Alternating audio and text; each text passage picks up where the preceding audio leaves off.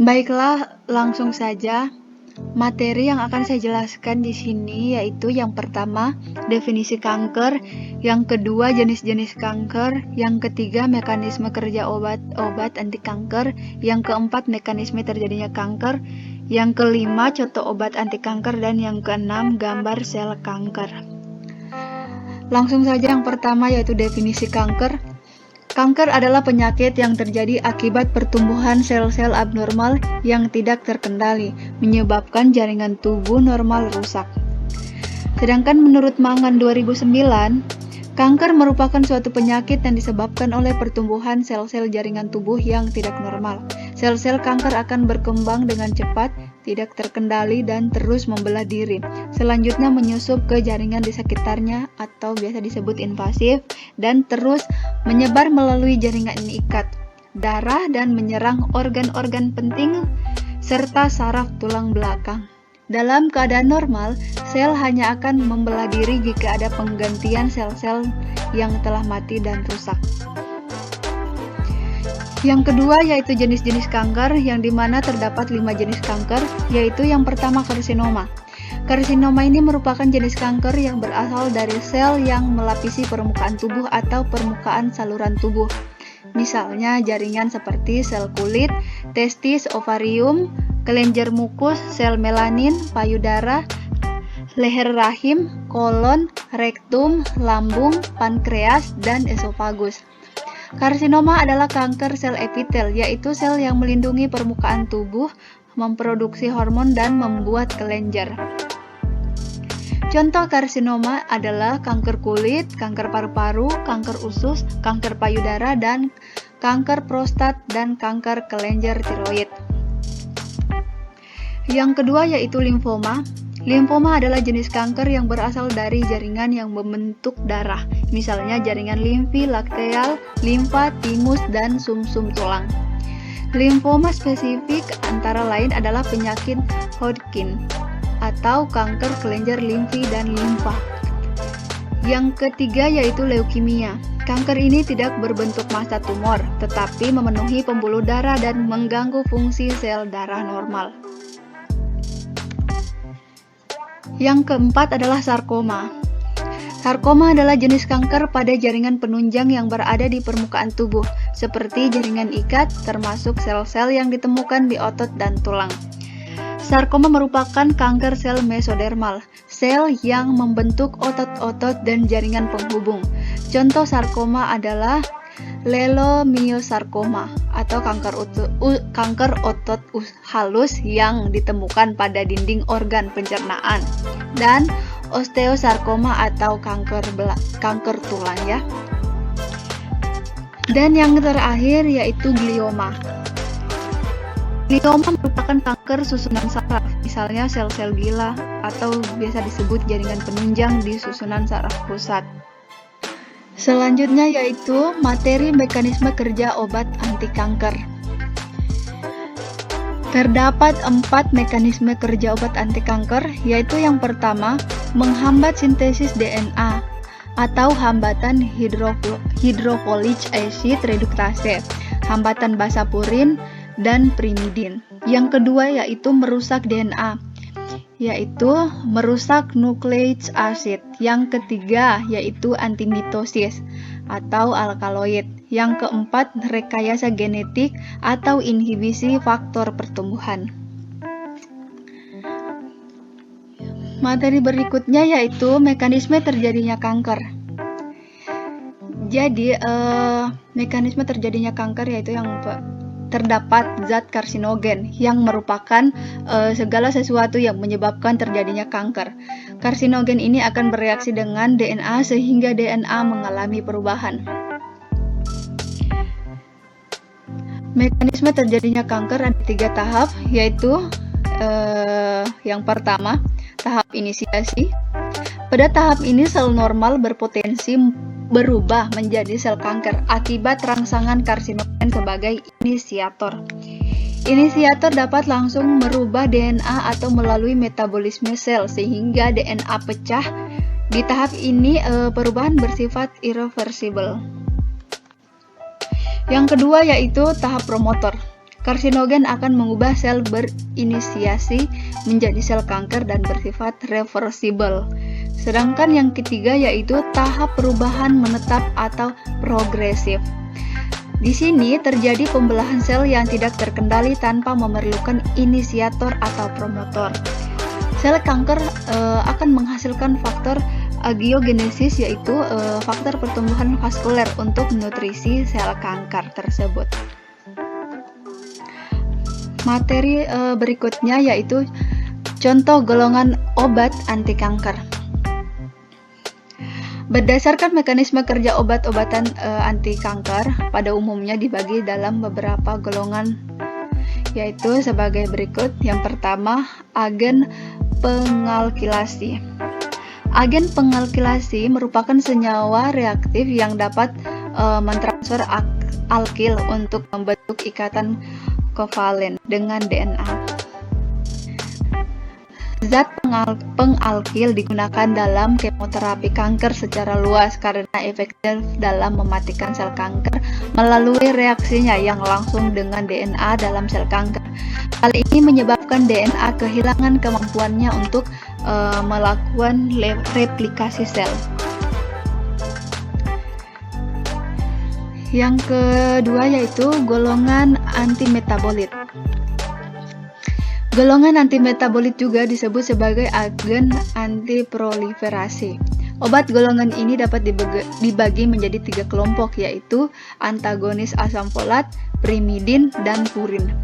Dalam mekanismenya, senyawa antikanker golongan antimetabolit bekerja sebagai antagonis asam folat, purin, dan primidin. Hal tersebut berkaitan dengan struktur obat yang mirip dengan 3 metabolit tersebut. Selektivitas obat golongan antimetabolit berhubungan dengan fakta bahwa sel-sel tumor dapat tumbuh lebih cepat daripada sel-sel normal, atau pengecualian sumsum tulang, folikel, rambut, dan bagian dari saluran gastrointestinal. Berikutnya yaitu golongan antibiotik. Berdasarkan hasil uji screening penelitian dari Kasduk, dari produk mikroba telah mendorong tercetusnya penemuan sejumlah obat antibiotik yang terbukti secara klinis dapat bermanfaat dalam kemoterapi kanker. Secara umum, senyawa golongan antibiotik bekerja melalui mekanisme interkalasi pada pasangan basah. Hal tersebut dapat menyebabkan terpotongnya untai DNA dan mengganggu replikasi sel. Berikutnya yaitu agen antitubulin.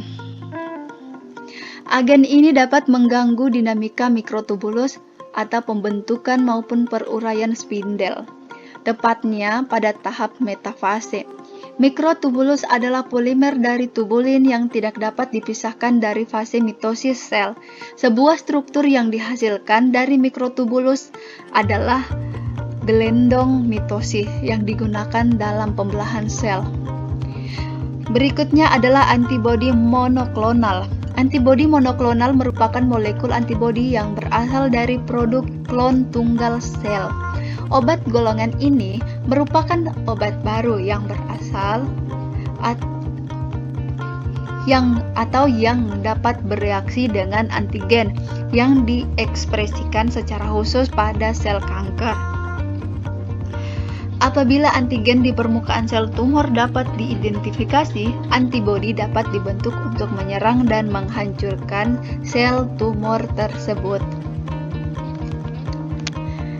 Misalnya seperti Herceptin, sejenis antibodi yang direkayasa secara genetik dan dapat menghambat kanker payudara dengan cara berikatan dengan reseptor faktor pertumbuhan yang terdapat dalam sel kanker.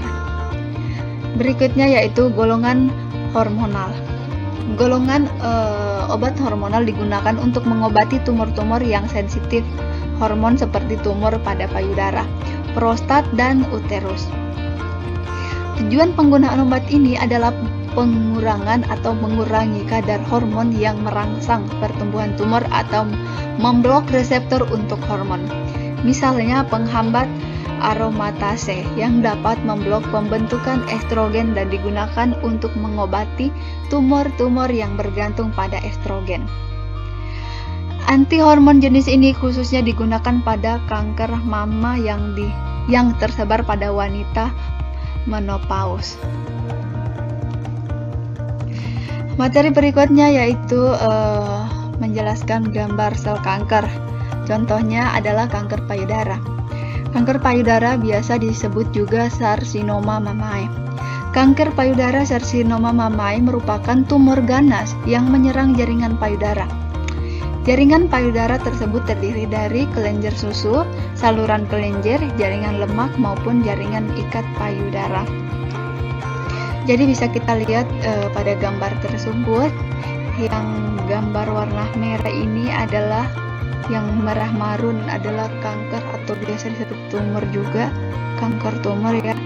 Sedangkan yang di bawahnya yang ada garis ini merupakan bening lem atau benjolan yang masih dapat diatasi.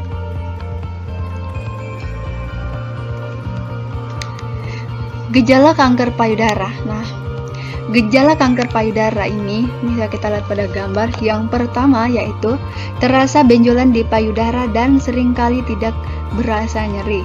Yang kedua yaitu terdapat perubahan tekstur kulit payudara. Kulit payudara mengeras dengan permukaan seperti kulit jeruk.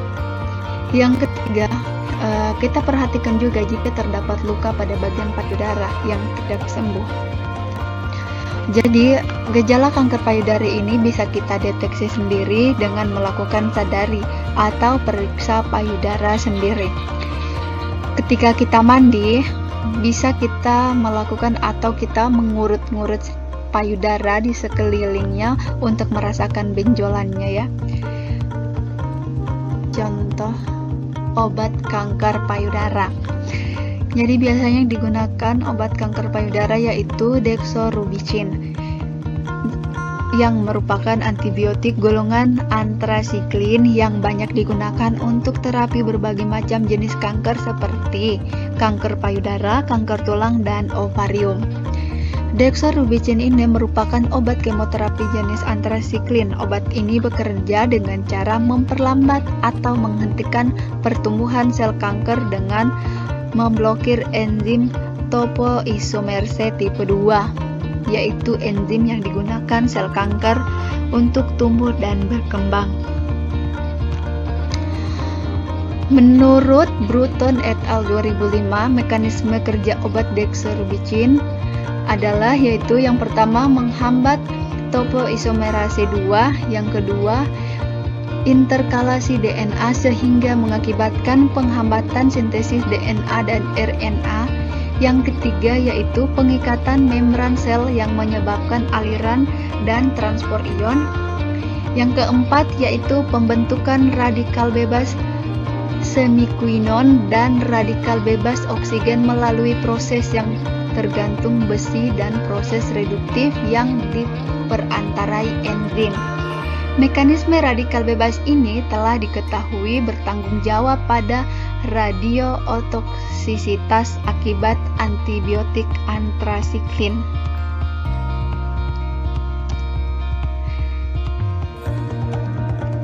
Menurut Aryani 2015, berdasarkan jenisnya kanker payudara ini dibagi menjadi 4 tipe. Yang pertama yaitu karsinoma in situ, yang dimana karsinoma in situ ini merupakan kanker payudara yang masih berada pada tempatnya dan belum menyebar atau menyusup keluar dari tempat asal tubuh. Yang kedua yaitu karsinoma duktal. Karsinoma duktal ini merupakan kanker yang tumbuh pada saluran yang melapisi menuju ke puting susu. Yang ketiga yaitu karsinoma lobuler. Pada tipe ini, kanker yang tumbuh di dalam kelenjar susu dan biasanya tumbuh atau diderita oleh perempuan yang telah memasuki masa menopause. Yang keempat yaitu kanker invasif. Kanker payudara telah menyebar dan merusak jaringan lainnya. Kanker ini terlokalisir atau terbatas pada payudara dan biasa juga metastatik atau menyebar ke bagian tubuh lainnya.